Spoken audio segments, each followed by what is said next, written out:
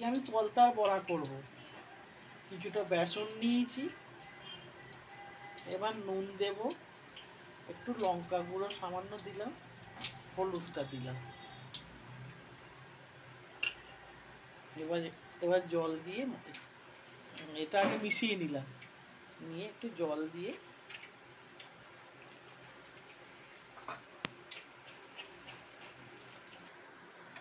এটা বেশি পাতলা হবে না, এটা কিন্তু শক্ত শক্ত হবে। পলতা পাতাগুলো আমি ছোট ছোট করে কেটে অল্প নুন মাখিয়ে রেখেছিলাম, এবার দিয়ে দিলাম বেসনে।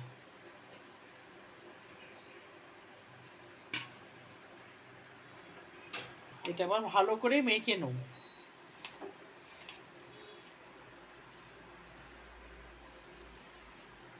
একটু বেসন কম হয়েছে, তো আর একটু বেসন দিতে হবে।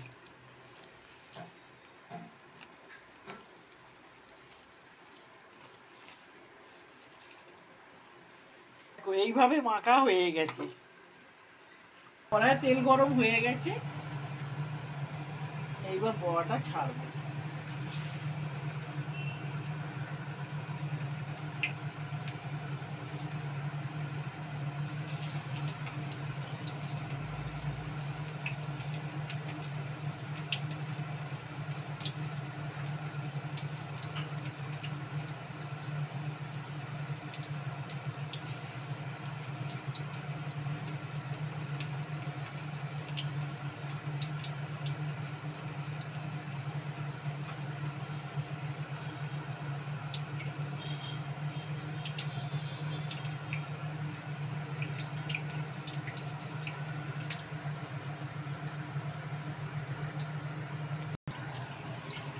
এটা আচ্ছা একটু হালকা করে দিতে হবে, নাহলে পাতাগুলো সব পুড়ে যাবে।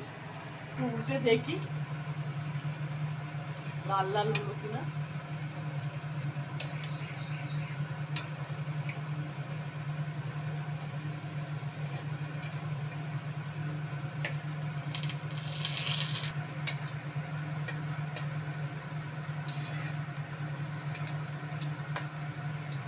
পলতার বড়া হয়ে গেছে, তুলে নিই বড়াগুলো।